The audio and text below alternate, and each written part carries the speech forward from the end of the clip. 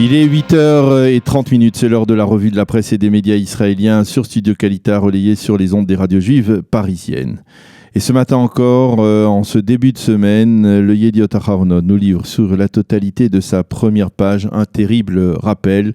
Vous pouvez le voir sur notre image, elle n'avait que 17 ans. Titre le grand quotidien israélien en nous montrant une photo de Rina Shnerv, Zichrona Livracha, qui a été assassinée vendredi par des terroristes alors qu'elle se promenait avec son père, le Rav Eitan, et son frère Dvir, près de la source d'eau naturelle de Ein Deni, près de Dolev, en Samarie.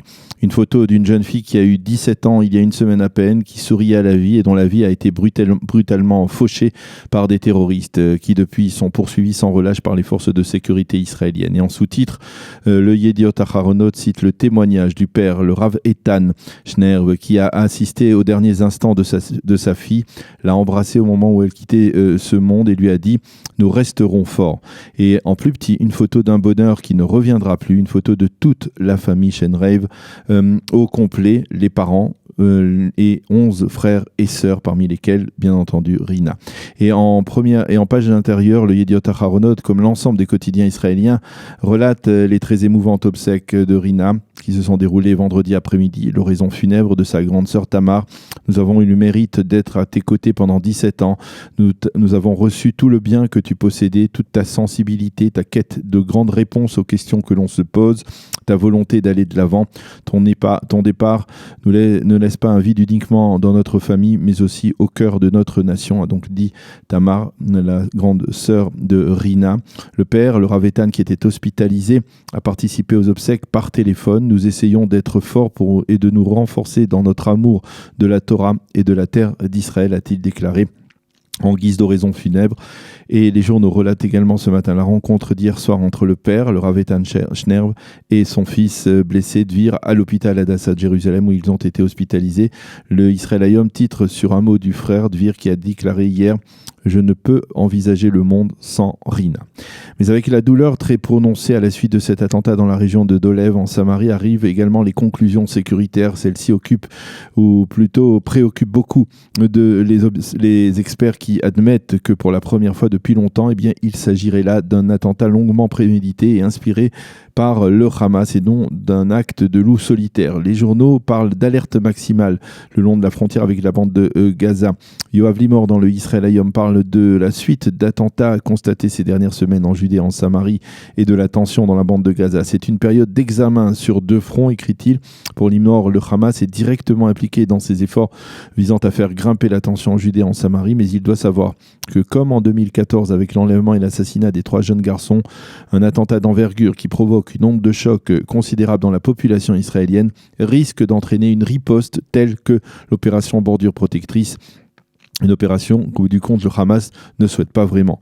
Pour le général de réserve Gershon Cohen, qui parle, lui, de contrôle des localités de Judée et de Samarie, des sources d'eau, comme celle où Rina a été tuée, il appelle cela la confrontation pour posséder le terrain. Mais Nadav Shragai, lui, va plus loin et il constate que l'actuelle vague de terrorisme revêt une tendance ultra-religieuse. Il faut lutter contre les terroristes, mais aussi avant tout contre les incitateurs musulmans qui appellent sans arrêt à la défense d'El-Aqsa, écrit Nadav Shragai dans son éditorial. Dans le Yediot Aharonot, Shimrit Meir titre son éditorial « Lorsque Gaza arrive en Judée et Samarie ». Et aussi Yoshua, toujours dans le Yediot, écrit que cet attentat franchit un palier de plus car les assassins de Rina sont des terroristes organisés qui ont programmé leurs méfaits.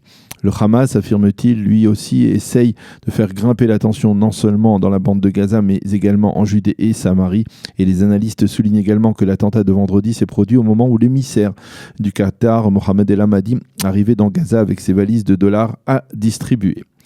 Le Maariv, sous la plume d'Anna Breski, indique que certains ministres ont demandé la réunion d'urgence du cabinet restreint pour la sécurité nationale après l'attentat de vendredi, un cabinet qui n'a pas été réuni depuis plus de 2 semaines, c'est-à-dire avant l'actuelle vague d'attentats en Judée et Samarie.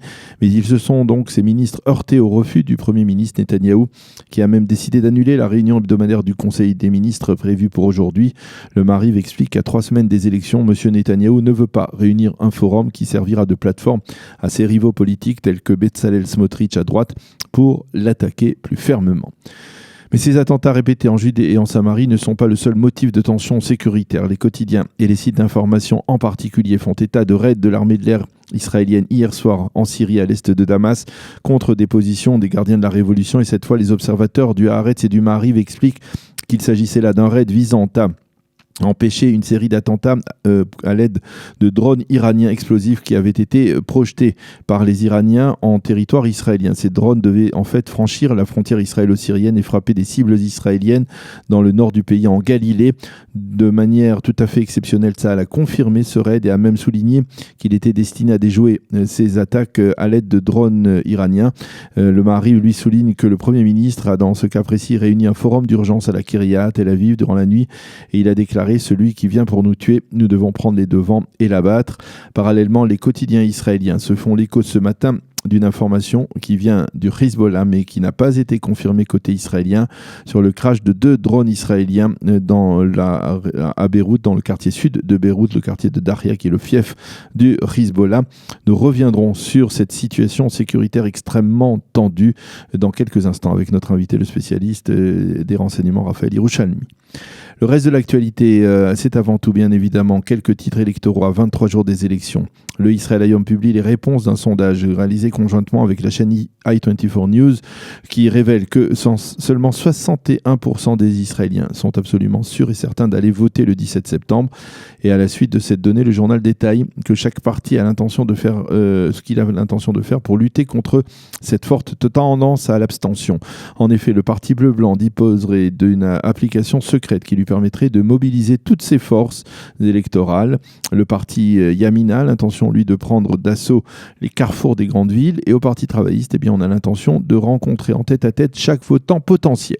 Dans le Yediot Aharonot, Amir Peretz, le leader du Parti travailliste, affirme que 30 000 électeurs traditionnels du Likoud voteront pour son parti le 17 septembre prochain. En page 2 du Yediot Aharonot, Ben Dror Yemini publie un éditorial dans lequel il explique pourquoi il faut répondre favorablement à la proposition d'Eman Oudé, le leader de la liste arabe unifiée, de faire entrer sous condition les partis arabes dans un futur gouvernement israélien. Et pour justifier sa position, eh bien, il relate l'histoire d'un ami français qui est actuellement en vacances, qui est venu en vacances à Tel Aviv et qui a réservé un appartement sur Airbnb et s'est retrouvé au cœur de Yafo, de Jaffa.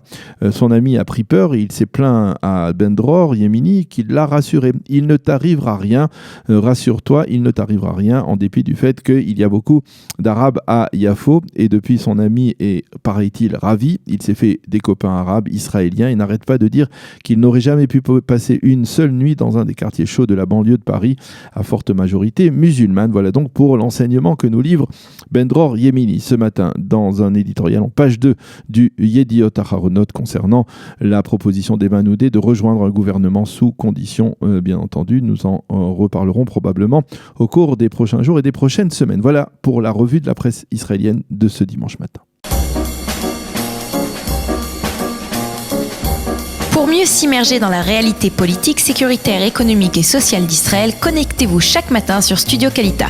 Daniel Haïk vous y attend pour sa revue de la presse.